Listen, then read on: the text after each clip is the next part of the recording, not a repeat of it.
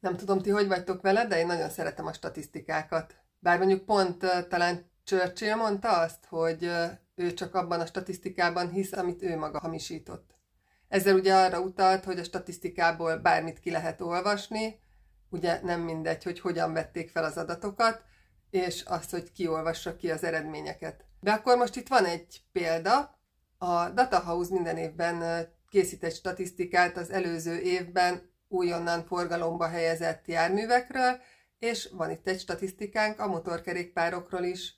Azt gondolom, hogy talán ezt az adatot nem lehet olyan könnyen meghamisítani, hiszen itt valós forgalomba helyezésekről van szó, amik digitálisan rögzítve vannak, tehát azt hiszem, hogy ez az adat ez nagyjából valós. Bár tegyük hozzá, hogy ugye nincsenek benne azok a motorok, amiket külföldről hoztak be, használtan helyezték forgalomba, de azért ezek az új motor forgalomba helyezési adatok elég jól mutatják a motorkerékpárpiacnak a helyzetét. Akkor nézzük a statisztikákat. Itt van például mindjárt az első oldal, az első táblázattal, ami az elmúlt 3 évre, vagyis 2024, 23 és 22-re hónapokra, valamint negyedévekre lebontva mutatja az eladott, illetve újonnan forgalomba helyezett motorkerékpárok számát.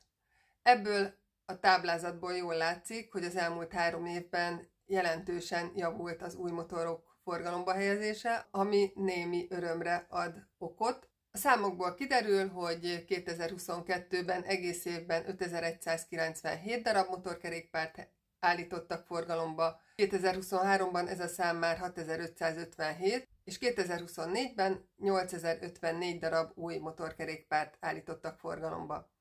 Ez pedig jelentős változást jelent, 2023-hoz képest 22,8%-os növekedést jelent, 22-höz képest pedig 55%-os növekedést.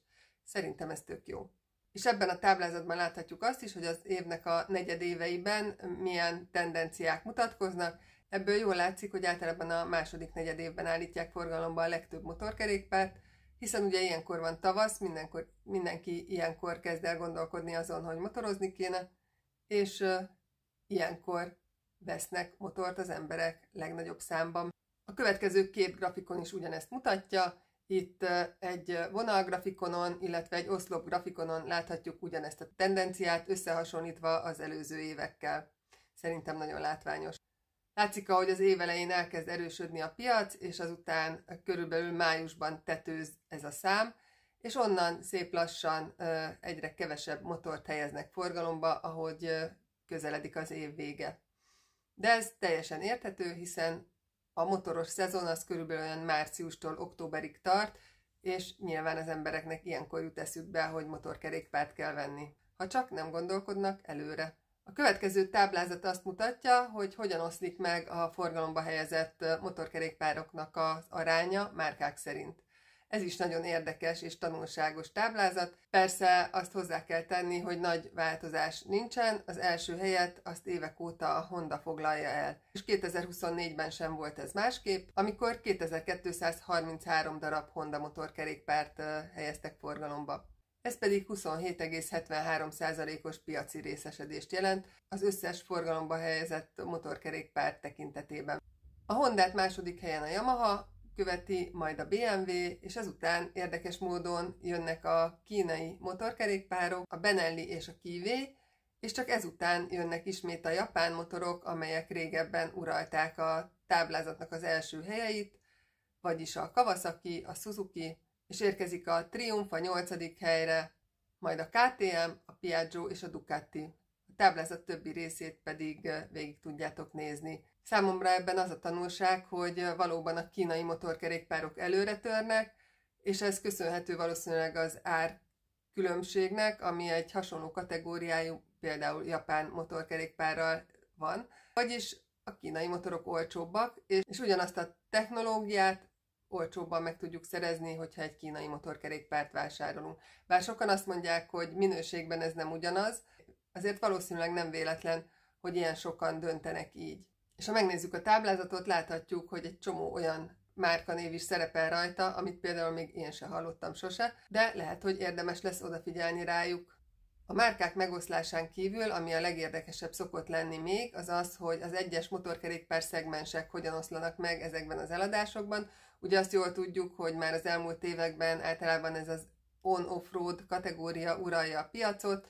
Ahogy azt észrevehettük, a legtöbb motorkerékpárgyár készít ilyen motorkerékpárt, pontosan azért, mert ezek az adventure motorkerékpárok nagyon kelendőek, ezért minden márkának kell, hogy legyen egy ilyen motorkerékpárja, hogy ők is tudjanak hasítani egy szeletet ebből a piacból. Hogyha megnézzük a táblázatot, akkor most is azt vehetjük észre, hogy ez ugyanígy volt 2024-ben is, ugyanis ebből a kategóriából, vagyis az on-off-roadból összesen 1985 darabot adtak el, ami a teljes piacnak a 24,65%-át jelenti. Ez azt hiszem, hogy magáért beszél. A Tourer Enduro kategóriáját a naked bike-ok követi, majd a nagy robogók, amelyek a 125 köbcenti feletti robogókat jelenti, ezt követik a 125 köbcentis robogók, majd a 125 köbcentis motorkerékpárok, és azután következnek a sorban a túramotorok, a cruiserek, illetve a chopperek, illetve a classic bike-ok. A táblázat többi része pedig nagyon tanulságos, hiszen így láthatjuk, hogy milyen további szegmensekre bontották szét a motorkerékpárokat. És itt térnék ki arra, hogy külön van választva a 125 köbcentis robogó, illetve a 125 köbcentis motorkerékpár. Ugye állandó kérdés, illetve vita téma az, hogy a robogó az motorkerékpár, és ez ugye azt bizonyítja ismét, hogy a robogó az nem motorkerékpár, hiszen itt is külön van választva a scooter, vagyis a robogó, és az MC az pedig a manuális kuplungot jelenti, vagyis a váltós motorkerékpár. Neked melyik a kedvenc motorkerékpár szegmensed? Te milyen motorral jársz? Írd meg hozzászólásban. De hogy még egy kicsit részletesebben belemenjünk a témába, ami ebből a táblázatból még nagyon érdekes lehet, hogy pontosan melyik modellek voltak azok, amelyek a legnépszerűbbek voltak. És akkor nézzük az on-off-road kategóriát, ahol az első helyet a Benelli TRK 702 vitte el, amelyből összesen 286 darabot adtak el tavaly. Ezt követi a BMW R1300 GS, majd a Honda XL750 Transalp. Ha tovább nézzük a táblázatot, akkor láthatjuk, hogy milyen motorkerékpárok szerepelnek még a listán. Ezt most nem fogom felolvasni egyesével, hiszen az egy kicsit unalmas. A naked bike-ok között az első helyen a Honda CB750A szerepel, ezt követi a Yamaha MT-07, majd a Honda CB650RA. A naked motorokat nagyon jól ki lehet használni. Te próbáltad már valamelyiket? Írd meg hozzászólásban. Nagy robogók között a Honda ADV 350 az első, ezt követi a Yamaha X-Max 300, majd a Piaggio Vespa GTS. A 125 köbcentis robogók között a Honda VV 125-ös, majd a Honda SH 125-ös következik, és őket a Kiwi 124-ese követi. A manuális kuplungos 125-ös motorkerékpárok között a Kiwi Superlight 125-öse lett az első, amit a legtöbben helyeztek forgalomba tavaly. Összesen 116 darabot helyeztek forgalomba belőle. Ezt követi a CB 125F, majd a Kiwi RKF 125-öse. Ahogy látod, a táblázatban is szét vannak választva a robogók, illetve a manuális kuplunggal ellátott motorkerékpárok. Mégis mindenki vitatkozik rajta, hogy a robogó az motor-e. Szerinted a robogó az motorkerékpár? Írd meg hozzászólásban.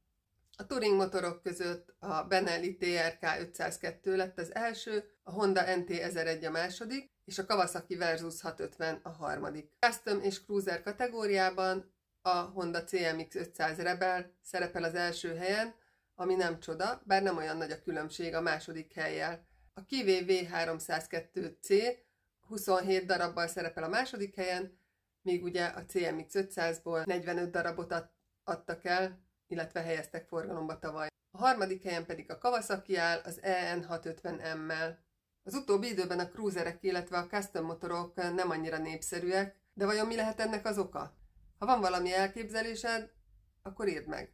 A classic bike-ok sorában a Honda CL500 szerepel az első helyen, amelyet tavaly én is használhattam, a második helyen a Yamaha MT-09, és a harmadik a BMW R18 lett.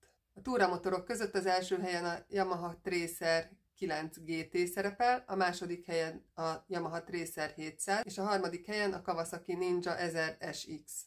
Az offroad modellek szegmensében az első három helyen Milyen érdekes, a KTM szerepel. Az első helyen az Adventure 373, a második helyen az Adventure 889, a harmadik helyen pedig a 350 EXC.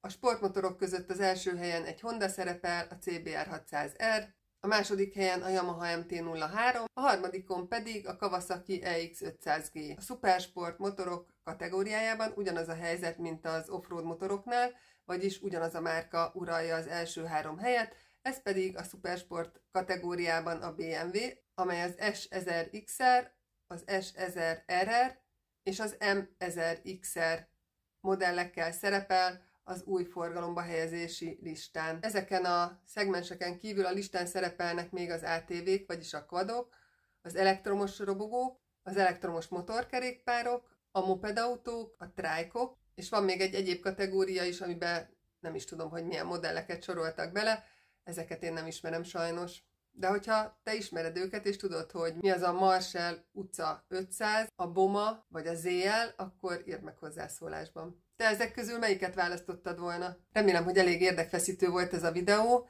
és nem untad halálra magad közben, vagy hogyha nem minden információ volt érdekes számodra, akkor oda tudtál tekerni ahhoz, ami téged érdekelt. Remélem találtál benne azért valami hasznosat. Hogyha szeretnél még ilyen videót, akkor írd meg hozzászólásba, hogyha soha többet ne soroljak fel statisztikákat unott fejjel, akkor azt is írd meg. Hamarosan indul a motoros szezon, hiszen a héten már tök jó melegek voltak, és egy csomóan elővették a hétvégén a motorkerékpárjukat, úgyhogy remélhetőleg hamarosan érkeznek a motoros videók is, azért én még ebben a hidegben nem erőltetném a motorozást, de ami késik nem múlik, jön a tavasz, és újra motorra ülhetünk. Írd meg hozzászólásban, hogy te hova fogsz menni először. Hogyha tetszett a videó, akkor lájkold, és iratkozz fel a csatornánkra, és csatlakozz a csatornatagjainkhoz is, hiszen most már erre is van lehetőség, hogy ezen az úton támogasd a munkámat. Köszönöm, hogy megnézted ezt a videót, remélem hamarosan találkozunk, sziasztok!